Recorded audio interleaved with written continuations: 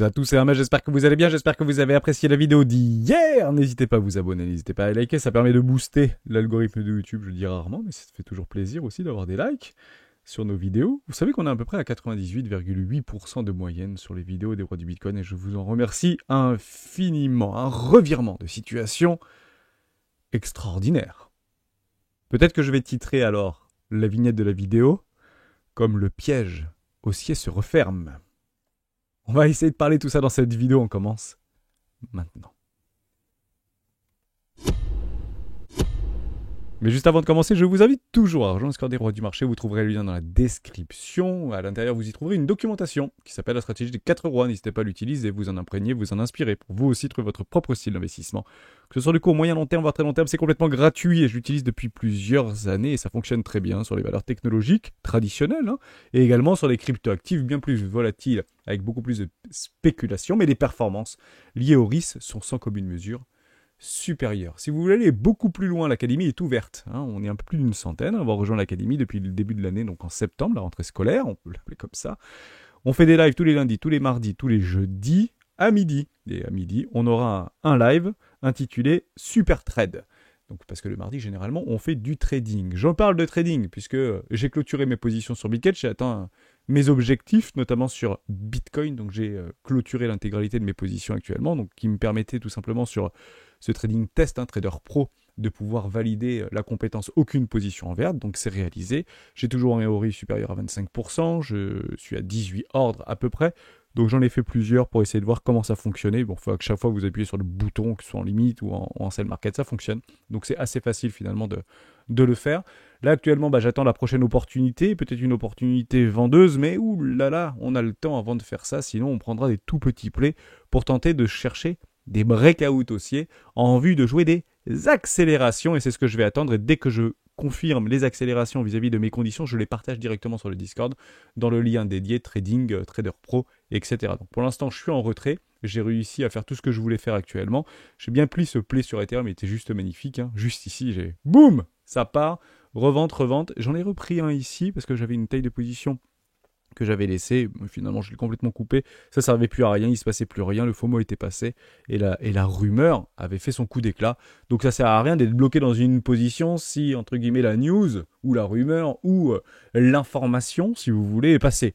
Donc si vous l'avez loupé, vous l'avez loupé, vous attendez les prochaines confirmations, et autant sortir de position si vous l'avez joué, donc bravo pour ça. Bitcoin c'est exactement la même chose, on l'avait travaillé ensemble, donc c'est un trade qu'on avait lancé il y a quelques jours en arrière, où là je suis en 15 minutes, donc je vais le faire un petit peu plus long, voilà, juste ici, bon, vous avez compris l'idée. Je le prends ici, revente, tout simplement. Donc on prend TP partiel, un joli petit TP pour valider la position. Le stop, on ne le bouge pas puisqu'il reste sous la précédente structure, ou juste en dessous du déséquilibre de marché. Et puis derrière, dès qu'on va chercher des poches de liquidité, on est donc la contrepartie des achats forcés des vendeurs à découvert, ici sous des poches de liquidité. Donc on vend sur la prochaine poche de liquidité. J'ai clôturé l'intégralité de mon trade. Pourquoi ? Qu'est-ce qu'on attend sur Bitcoin ? Tout a déjà été validé, les ETF ils sont complètement validés depuis des semaines maintenant, voire des mois, on peut le dire comme ça, et ça continue à acheter massivement. Et, ma foi, ça sert à rien de rester dans un trade si ça sert strictement à rien de prendre ces plays-là. Si vous avez atteint votre objectif, il y est. Mais Hermès, pourquoi tu as vendu alors sur les 69 000 ou les 70 000 $ la clôture complète au niveau de ton trade? C'est très simple, c'était mes conditions, toujours les conditions, vous avez une position d'entrée, un stop et un take profit ou plusieurs take profit, et regardez ce qu'on a touché tout simplement sur un bloqueur physique, statique d'une trendline baissière, d'une prise de profit de longue, ici sur notre trendline. Oh, étonnamment, ça bloque. Dès lors, si je veux reprendre un trade, c'est extrêmement simple. J'attends donc ce breakout d'une trendline et ça m'ouvrira des objectifs haussiers de AB égale CD. Je vous le montre ici. Donc on peut pas, je reste en daily, mais on pourrait passer en 4 heures en horaire, voire en 15 minutes si vous voulez. Vous prenez l'intégralité de la structure par rapport à ce canal descendant ici, et vous allez le reporter par rapport à un potentiel breakout, mais actuellement, il ne semblerait pas qu'on ait le breakout. Donc ça ouvrirait les objectifs à 84 000 $. Et je vois beaucoup, et vous avez raison de le partager également, beaucoup de personnes ont des objectifs, quels que soient les outils qu'ils utilisent, entre les 80 000 $ et les 85 000 $. Et je me joins à vous. Mais actuellement, je n'ai pas ces confirmations-là sur des petites timeframes, donc je serai patient. Mais si elles venaient à se confirmer, je jouerai donc cette déviation. Si vous êtes et si vous suivez les schémas de Wyckoff, ça nous créerait potentiellement un UT, On le reprend ensemble. Hein. Le psy ici, alors je ne vais pas le noter, je ne vais pas l'écrire, ça va prendre 2 heures. Donc le psy ici, vous connaissez l'idée, le BC qui tend à se confirmer. Ici, vous avez le AR, le ST, on va chercher le saut. Certains diront que le saut est ici, là c'est le retest, et ici un spring. Oh, why not? Moi je reste ici sur un saut. Derrière, on va chercher donc quoi? Un UT. Et un UT pour aller chercher quoi? La liquidité dans un schéma potentiellement soit de réaccumulation, soit de distribution. Dans les deux cas, il y a quoi? Le retest. Et le retest revient chercher généralement le milieu de range. Et derrière, il y a un LFC. LFC, soit confirmation pour une accélération haussière. Et c'est ici où les traders de tendance vont se mettre aisément dans la tendance pour pouvoir ouvrir des positions extrêmement massives. Et ça, on le verra très probablement sur les open interest qui vont gonfler.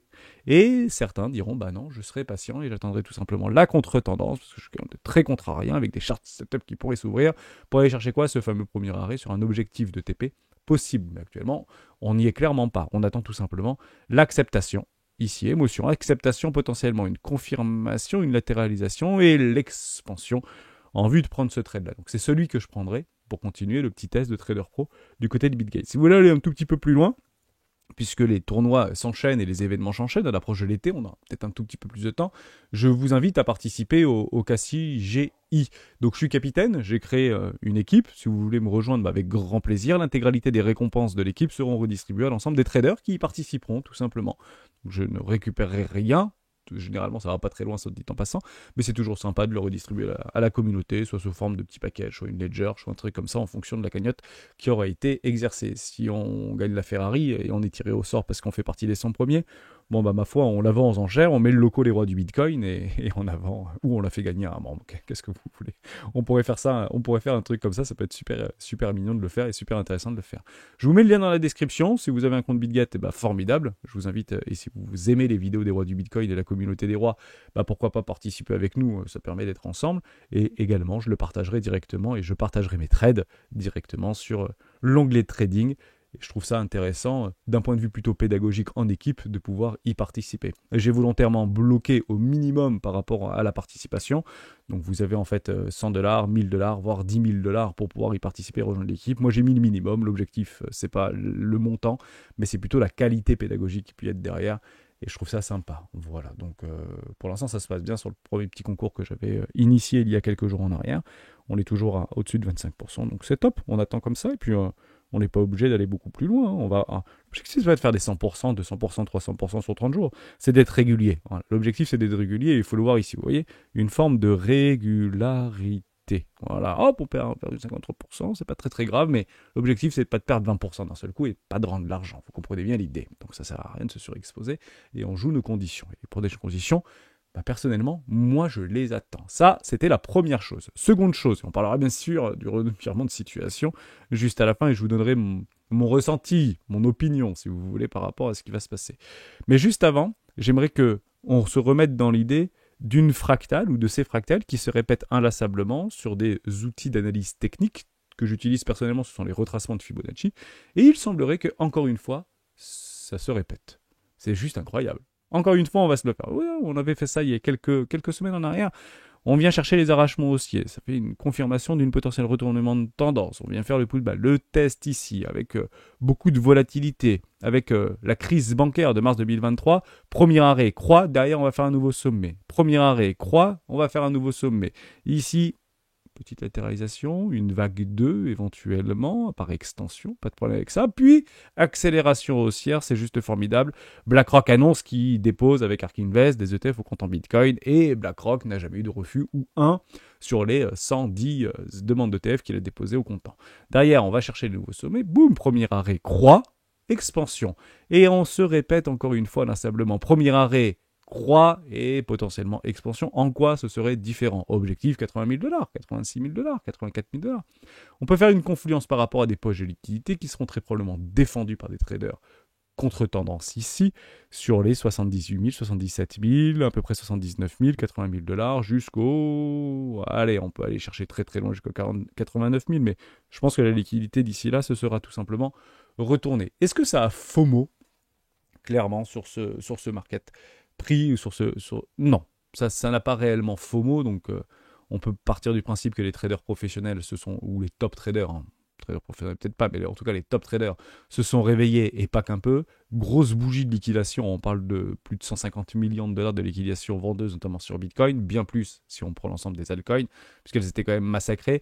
On a une divergence au niveau du funding, donc très fort funding positif, mais c'est toujours le reliquat par rapport aux équilibrages et aux arbitrages vis-à-vis des market makers. Donc l'objectif là, c'est pas de le voir augmenter. Moi qui l'augmente sur un coup d'éclat, ça me dérange pas. Ce que je veux pas voir, c'est qu'il continue à augmenter. Je veux plutôt voir qu'il continue un petit peu à diminuer, qui permet en fait d'assainir le mouvement. Actuellement, est-ce que ce mouvement est sain? Je peux dire que oui, finalement. Mais il y a quand même quelque chose qu'il faudra regarder et qui est capital pour la poursuite du mouvement. Et c'est le seul gros point d'exclamation que je pourrais vous mettre dans cette vidéo. Restez avec moi parce que c'est vraiment important de le comprendre. Et ça, ce n'est jamais différent. Actuellement, c'est plutôt sain. Les open interest n'ont pas littéralement explosé. Je lis ici par rapport à CoinList sur l'ensemble des agrégations des open interest. Je vais le rafraîchir parce que ça marche pas. Je me suis fait déconnecter. Oui, je me suis fait déconnecter. C'est pas très grave. Oui, d'accord. Je vais essayer d'y retourner, charger une piste. Je me suis... ok, d'accord, parce que j'en ai un à côté que j'ai réouvert. Bon, c'est pas très grave, je l'avais mis également sur Ethereum, vous avez la possibilité de le faire également sur Ethereum. Donc, grosse bougie de liquidation au niveau d'Ethereum, on parle de près de 50 millions de dollars, 40 millions de dollars de liquidation. Et les open interest sont pas forcément très violents en termes de hausse ici. Donc, ma foi, est-ce que ça veut dire qu'on a tous FOMO? Non, le FOMO va commencer très probablement maintenant. Eh oui, c'est quand on a en fait consommé l'information qu'on se dit ok, c'est le moment. Donc généralement le moment c'est souvent le pire moment. Donc c'est pas maintenant qu'il va falloir se positionner. Parlant d'Ethereum, donc pour moi pas vraiment de FOMO, je pense que le FOMO va arriver après qui nous donnera en fait la possibilité de ce qu'on appelle de faire des accélérations tout simplement. Ici on avait un petit falling wedge, magnifique objectif de ce falling wedge, on peut l'avoir. Bon malheureusement on attend le pullback, mais on peut peut-être l'attendre longtemps, soit dit en passant. Nouvelle ATH, c'est ça clairement l'objectif aujourd'hui. On a eu cette confirmation d'un premier para-range sur un second para-range. Confirmation, émotion, confirmation. On est en train de faire une bougie de contrôle de confirmation ici ou d'acceptation derrière. On va chercher l'expansion pour aller nous chercher le double up. Généralement, quand vous avez une hausse, vous la doublez derrière. Donc, vous prenez la bougie, vous la doublez, qui nous donnerait aux alentours des 4200 dollars à peu près pour aller chercher cette magnifique trendline haussière qu'il faudra briser pour pouvoir lancer le All Season. Si on brise cette trendline ici, à mon avis, on part sur un All Season et on fait des AB égale CD et ça nous envoie... Allez, je dis une bêtise, 8800, 9000 dollars. C'est le trade d'ailleurs qu'on est en train de prendre actuellement sur BitGet. On le fait également sur des YDX, il se passe très bien, on ne touche pas. Actuellement, on est sur 26% de non réalisés. Bon, non, même beaucoup plus parce que j'avais mis une position de 250. Je ne sais pas trop. Bon, bref, plutôt pas mal à observer actuellement. On reste dans le play. On a acheté potentiellement un bottom. La liquidation, les liquidités se trouvent bien plus bas. On finira peut-être sur un FUD à venir les chercher. Et croyez-le ou non, si c'est vraiment un FUD qu'on est en train d'observer actuellement et que finalement il n'y a pas d'acceptation des ETF au comptant Ethereum, on ira chercher le bas du falling wedge. Réintégration et on ira chercher très probablement les 2400, 2500, voire 2600 dollars. Et ça peut se faire de façon beaucoup plus violente qu'on ne le pense. Donc faites très attention à ça. Mais je vais aller un tout petit peu plus loin dans ce raisonnement juste après. Pas plus de choses à dire de ce côté-là. Il ne se passera pas grand-chose sur la planète US, du côté notamment de la Fed ou du côté des institutions financières. Il n'y a que des discours tout au long de la semaine. Bon, c'est pas compliqué, ce sont des youtubeurs en fait, les gouverneurs de banque centrale. En fait, ils prennent la parole toutes les semaines pour dire exactement la même chose. Je fais un petit clin d'œil pour certains commentaires qui sont partagés au sein de la communauté des rois, mais je les accepte complètement. Finalement, on n'est pas très différent de ces banquiers centraux. Derrière, on est plutôt sur un funding légèrement positif, mais c'est pas complètement délirant. Sur le 1D, sur le 7D, etc. Ça reste complètement jouable, il n'y a aucun problème avec ça. Donc je ne me mets pas de contrepartie de la planète FOMO. Je pense qu'il n'y a pas encore de FOMO et le FOMO peut venir un tout petit peu plus tard. Rappelez-vous, nous avions fait un sondage il y a très exactement 10 jours. Bonjour les rois, le sentiment du marché crypto global est de moins en moins corrélé à notre perception du marché. À cet instant, comment percevez-vous la direction court terme du marché? Il y a 10 jours, jour pour jour, et on va le reprendre ensemble. C'est boule, Bitcoin va partir sur un train de décharger, go, 46%. C'est bear, Bitcoin doit venir chercher la liquidité un petit peu plus bas, peut-être des sauts, peut-être des springs, peut-être aller chercher la liquidité, voire aller chercher ce premier arrêt que moi j'attends personnellement, mais vous n'êtes clairement pas obligé de l'attendre pour pouvoir swing ce marché, puisque on est encore une fois, et on le dit très régulièrement, déjà exposé, mais pas surexposé sur ce marché. Je le reprends par rapport à ce qu'on avait fait sur ces 10 petits jours, et c'est là, juste là. Donc on est à peu près le 10-11 mai à peu près, voilà, c'était là. Est-ce que Bitcoin doit aller plus bas pour aller chercher la liquidité ou est-ce que finalement c'est bull? Finalement la majorité a tort puisque c'était 45-55, je le reprends avec vous, hein. Voilà, 46-54, plus de 1000 personnes, donc c'est une représentation assez saine au niveau de la population francophone, hein, de traders amateurs et investisseurs amateurs cryptophiles de la population francophone. Donc malheureusement la majorité a eu tort ici et on est parti chercher un premier objectif de TP par rapport à ce ban range.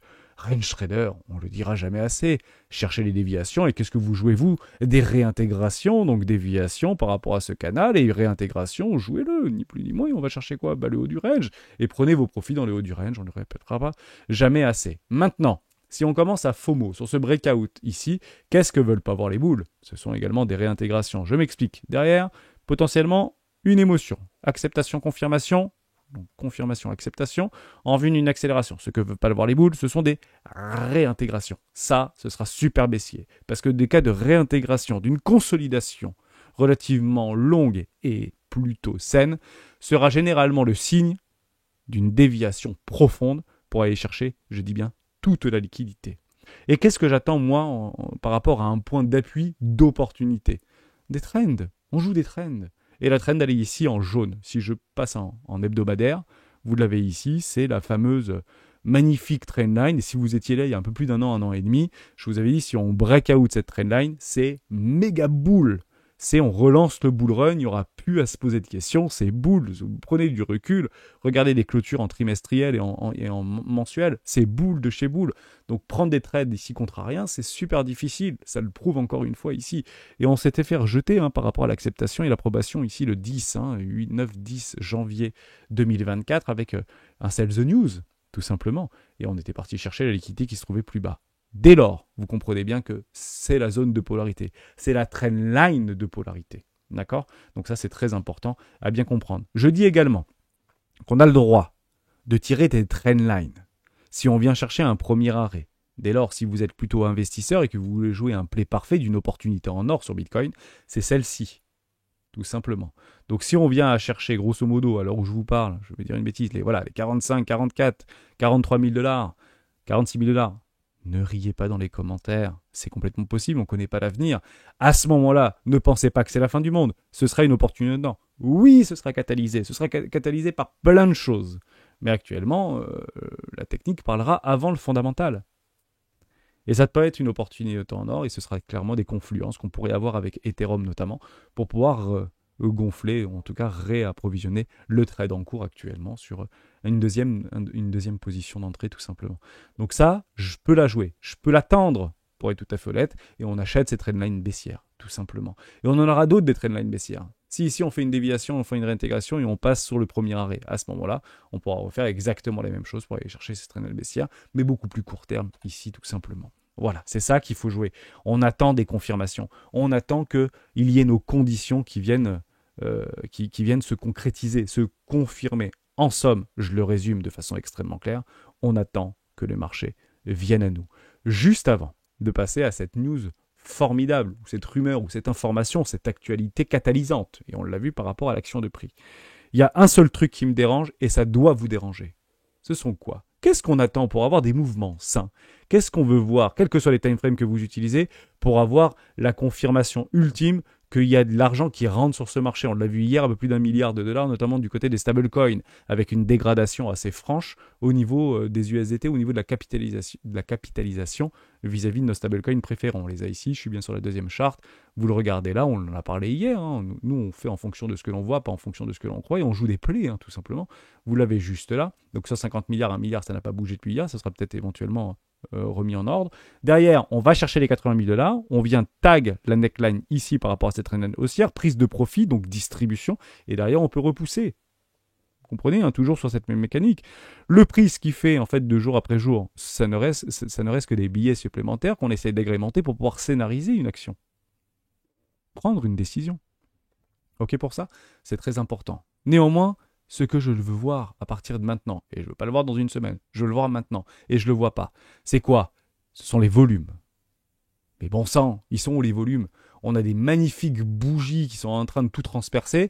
Balabam, balabam, on vient en l'espace d'une semaine et demie, allez, peut-être 2 semaines, on va chercher du bas de canal vers réinnovation, réintégration vers le haut du canal. Derrière, les volumes sont décroissants. Why not? Volume décroissant sur Bitfinex. Je l'atteste. Volume décroissant sur Coinbase. Je le valide. Volume décroissant sur Bitstamp. Malheureusement. Volume décroissant sur BitGet Spot. C'est effrayant. Donc attention à ça. Il n'y a pas de volume sur le spot. Dès lors, on peut partir du principe que oui, c'est catalysé par rapport à des informations plutôt intéressantes, plutôt positives, mais très probablement guidées via du market making et via des dérivatifs. Donc il faut faire très attention à ça parce que ça crée des clusters de liquidité extrêmement importants et je veux voir du volume sur le spot. Et il n'y a pas de regain d'énergie violent sur le volume spot. Mais regardez cette magnifique bougie. Donc on est bien d'accord ici que cette bougie, c'est un short squeeze. Ni plus ni moins qu'un short squeeze par rapport à la liquidation de beaucoup de vendeurs à découvert qui s'y étaient positionnés. Et c'est pas une mauvaise chose, premier arrêt. Donc le premier arrêt, tiens, le propriétaire, qu'est-ce que c'est? C'est de faire un nouveau plus bas. Et c'est pas très grave, tout simplement.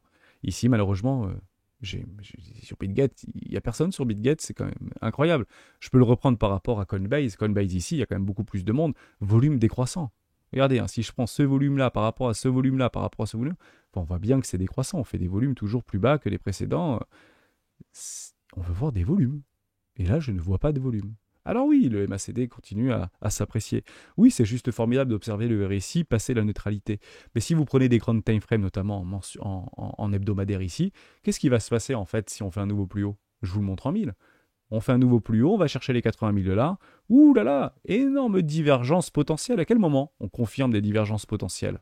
Parce que je pense qu'on aurait une divergence, sauf si on a une accélération, mais à ce moment-là, on se retrouve à 100 000 $ à la fin du mois de juin. Je ne l'ai pas prévu comme ça. Mais ensuite, je peux me faire surprendre par le marché et je serai très heureux de l'observer, bien évidemment. Et j'espère que vous joindrez à moi d'être très heureux de voir un Bitcoin à 100 000 $ avant le début de l'été. Bon, derrière, on attendra tout simplement des réintégrations. Si on vient clôturer une clôture de bougie précédente par rapport à une bougie de contrôle hebdomadaire, si on vient la clôturer en dessous, on a les premiers signes d'une réintégration. Personnellement, je le joue. Je jouerai quoi? Je le jouerai sur Trader Pro et je le jouerai sur le concours BitGet par rapport à des réintégrations pour aller viser quoi? Ceci. Les trendlines, premier arrêt. Bon, vous avez compris un petit peu tous ces setups. Le mardi, on fait un petit peu de trading, on fait un petit peu de prédictive, mais je pense que c'est important de se mettre dans ces conditions-là. Dès lors, à partir de maintenant, qu'est-ce qu'on fait? Si vous voulez vous mettre sur des petites time frames, et si vous êtes un petit peu dans une idée de FOMO, attendez tout simplement ce breakout-là. Vous attendez le breakout, l'acceptation, et on aura potentiellement l'accélération. C'est pas pour rien que le prix s'est arrêté exactement là où il est actuellement. C'est qu'à un moment donné, on est en train de repolariser, calmer un petit peu la pression, calmer le FOMO, et ça peut malheureusement se calmer de façon extrêmement rapidement. L'objectif d'Ethereum, néanmoins, c'est d'aller chercher à minimum les 4050 $ par rapport à cette brisure et cette confirmation vis-à-vis de la time frame inférieure, par rapport à cet objectif de pararange. Les pararanges, ça fonctionne plutôt pas trop mal. Généralement, ça fait support et résistance. Donc, objectif très court terme, c'est Ethereum, c'est 4000 $. Peut-être le plus gros short squeeze et la plus grosse manipulation de Ethereum. Peut-être pas depuis sa création, mais en tout cas depuis le début de l'année 2024, en vue éventuellement d'un refus des ETF au comptant. Ethereum, pour l'instant, on ne le sait pas. Néanmoins, il faut bien comprendre quelque chose et il faut l'aborder ici, parce qu'on est clairement là pour aussi en parler. Bon, Ethereum spot revirement de situation par rapport à l'approbation probable de la SEC, donc on est passé de 25% à 75% par rapport à des journalistes de Bloomberg. Je vous le dis franchement, s'ils le mettent, c'est que c'est peut-être pas vraiment du FUD, il y a peut-être quelque chose qui est en train de se passer, parce qu'ils jouent quand même leur nom, les mecs, c'est pas n'importe qui, c'est pas les stagiaires du coin. Et encore que j'ai beaucoup d'admiration et de gratitude par rapport aux stagiaires qui travaillent extrêmement dur pour apporter la meilleure information la plus pertinente possible à ce type de grands médias. Et il faut pas être contrarien par rapport aux informations qu'on lit. Il faut être dans le bus avec tout le monde, dans le train avec tout le monde ou dans l'avion pour décoller avec tout le monde, sinon ça fonctionnera jamais. Si on est systématiquement contrarien par rapport à la majorité, généralement, c'est pas réellement ce qu'il faut avoir comme état d'esprit. Il faut être avec tout le monde, main dans la main, et chercher de développer et d'adopter de façon extrêmement massive ces ruptures technologiques. Dès lors, on a Eric qui nous explique que ce revirement de situation vient d'un seul fait. C'est une demande urgente, alors de toute urgence. Bon, on va arrêter les gros titres, ça fait c'est toujours mieux. Bon, la demande de la SEC pour pouvoir mettre à jour le formulaire 19B4, c'est exactement ce qui s'était passé quelques jours avant les approbations des ETF au comptant Bitcoin. Ça n'a pas été fait qu'une fois, ça a été fait plusieurs fois, soit dit en passant. Et il y a eu quand même des prémices en amont, notamment vis-à-vis de la suppression du staking vis-à-vis de Ark Invest ou vis-à-vis de d'autres par rapport à Ethereum. Et j'avais d'ailleurs été surpris, et je m'en étais excusé de ne pas avoir vu cette news, parce qu'il était évident que la SEC n'accepterait pas quelque chose pareil. C'est clairement là-dessus qu'il se bat, en fait, pour expliquer que c'est que des securities avec des rendements, etc. Bon, bref, vous avez compris un petit peu l'idée. Donc on remet à jour ce formulaire 19B14. Néanmoins, je vais essayer de vous remettre dans cette situation, parce que c'est des choses qui sont extrêmement importantes à comprendre. La rumeur, c'est tout ce qui est en train de se passer, mais la news, c'est au moment où ils sont disponibles. Dès lors, vous comprenez bien que si vous avez le 19B14 qui est validé, qui pourrait confirmer l'approbation des ETF au comptant Ethereum vis-à-vis des États-Unis par rapport à la SEC, il faut le S1. Et c'est ça, en fait, la petite nuance qu'il faut bien comprendre, c'est que ce S1 est obligatoire pour pouvoir proposer, mettre à disposition ces ETF au comptant Ethereum. Dès lors, on peut comprendre que ça peut être accepté maintenant, mais être mis à disposition qu'à partir du mois de septembre. Alors, je ne rentrerai pas dans la politique de c'est Biden parce que c'est coélectoral. Évidemment, tout n'est que politique, hein, et on ne va pas se mentir là-dessus, mais on ne va pas rentrer dans ces détails-là.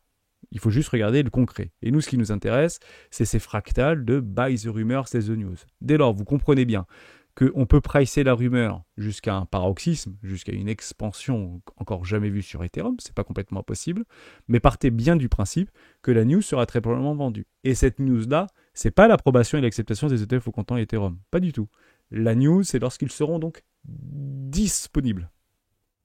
Et apparemment, il semblerait que ce soit pas pour tout de suite, parce qu'il faut obligatoirement le S1 pour pouvoir le proposer à ces spéculateurs, traders ou investisseurs, tout simplement. Mais ça reste ultra positif, on est franchement ultra content de l'observer, et je le dis et je le redis, ne regardez pas par rapport à Ethereum.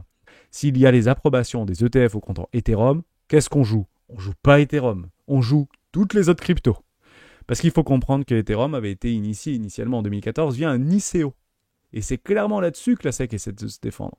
Donc le fait de lever un loquet par rapport à un ETF au comptant Ethereum, l'ETF est un produit extrêmement réglementé aux États-Unis et partout dans le monde. Partez du principe que ce serait clairement un aveu d'acceptation par rapport à toutes nos cryptoactifs préférés qui sont passés par un circuit de financement via ICO. Pire encore, ou mieux encore, qui ont été à un moment donné, de loin ou de près, dans les mains d'un Américain. Donc s'il y a les acceptations et l'approbation des ETF au compte Ethereum, on joue tout sauf Ethereum. Jouez toutes les autres. Tous les C, Aptos, ARB, les Layer 2, la DeFi, ce que vous voulez, les Borg, les tokens de gouvernance, d'exchange, etc. Tout va péter en l'air et on aura donc ce fameux all season, puisque c'est entre les mains actuellement d'une seule personne, si on peut éventuellement l'appeler comme ça, de Gary Gensler, et évidemment sous la houlette de Joe Biden, à l'heure où je vous parle, tout simplement. Si vous vouliez jouer les ETF et les approbations des ETF au comptant Bitcoin, il fallait jouer quoi? Ethereum. Pourquoi? Parce que je vous le montre en mille. On le refait ensemble. J'efface tout. On était ici sur le 10 janvier. Comme ça, la preuve, hein, toujours apporter la preuve. Donc on va prendre le 10 janvier 2024. C'est où? C'est là. Voilà. Voilà. Ici, boum, boum. Vous comprenez bien, 69% à peu près. Ou ici 53%, 69% si on avait les approbations. Alors si on le prend ici, bon, grosso modo, vous avez compris ici à peu près 70%. Si vous prenez Bitcoin, qui a surperformé par rapport à l'autre, c'est toujours la même chose. 10 janvier, à peu près, voilà, à peu près ici, hop, 66%. J'ai dû le mal faire parce que Bitcoin, Ethereum avait surperformé. Donc je ne l'ai pas. Ah non, il fallait le prendre pas par rapport à l'acceptation, mais par rapport au commencement de départ. Donc à quel moment ça avait été? C'était en août, je crois que ça avait été validé. À peu près en août ou c'était juillet-août, on va prendre la moyenne. Ouais, juillet-août où on a eu les premières informations par rapport aux ETF. Donc on va prendre, je sais pas moi. Je vais essayer de prendre la moyenne là-dedans. Bon, vous prenez le truc, top au bottom, 130%. Vous comprenez bien l'idée par rapport au top au bottom. Enfin, bottom au top. Et si vous prenez exactement la même chose par rapport au mois d'août, non pas par rapport aux acceptations, mais par rapport, parce que ça m'a surpris le premier par rapport à cette accélération. On prend exactement la même chose, on prend à peu près la moyenne de ce grand range ici. Je reste en 4 heures, on s'en fiche, ça fait 160%, à peu près 150, 160%. Donc vous comprenez bien que Ethereum a surperformé Bitcoin, parce qu'on jouait en fait les approbations des ETF au comptant Ethereum à ce moment-là, quand on savait qu'il y avait la possibilité d'avoir les ETF au comptant Bitcoin. Et plus ça s'est accéléré du côté de Bitcoin, et plus Ethereum a pris la dominance vis-à-vis de Bitcoin, avant que celle-ci revienne. Pourquoi? Parce que malheureusement, c'était pas si sûr que ça, que Gary Gensler accepte les ETF au comptant Ethereum, mais ça vient de changer. Dès lors, on peut partir du principe que si c'est accepté, la hausse n'est clairement pas terminée, il faudra donc bien évidemment la jouer, et on s'en fiche de là où on se trouve, hein, trader, spéculateur, vous achetez des breakouts et vous attendez patiemment d'avoir vos confirmations, tout simplement. Bon, ça c'était juste formidable à expliquer, juste formidable à dire. Je finis avec deux choses.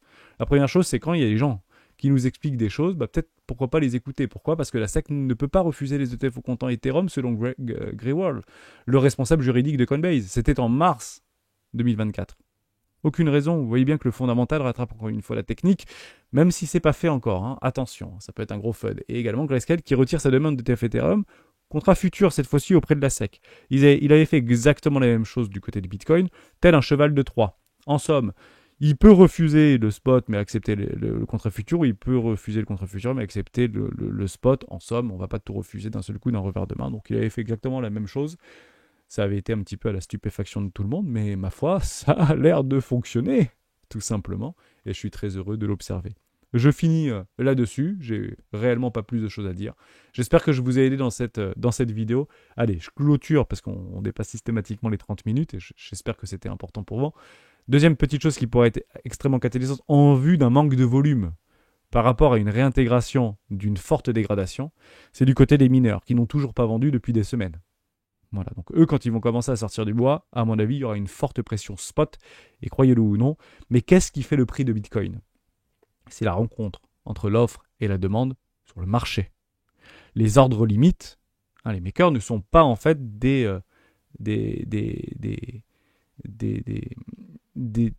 comment on peut dire ça, des ordres qui en fait font varier de près ou de loin, ou qui impliquent la volatilité du Bitcoin. C'est plutôt en fait des barrières, si vous voulez, qui sont là pour être exécutées. Ils peuvent attirer le cours pour pouvoir être pour pouvoir être exécutés, parce que les échangeurs se nourrissent et se payent par rapport à l'exécution des ordres. Donc ça peut être des formes d'aimants ou d'aspirateurs à cours, mais c'est pas eux qui font en réalité la volatilité du marché, en tout cas le directionnel du marché. C'est pas les ordres limites, c'est les ordres marché. Et croyez ou non, il y a eu beaucoup d'ordres marché qui sont passés entre hier et aujourd'hui, et ça on le voit très très bien juste là par rapport aux EVD spot. Qui a repris, et merci les top traders, ils ont bien piffé le truc et ils l'ont joué. Et quand tout le monde joue la même chose au même moment, ça se voit dans le cours. L'objectif de le voir, c'est la latéralisation, l'acceptation. Actuellement, nous n'y sommes pas. La réponse, jeudi.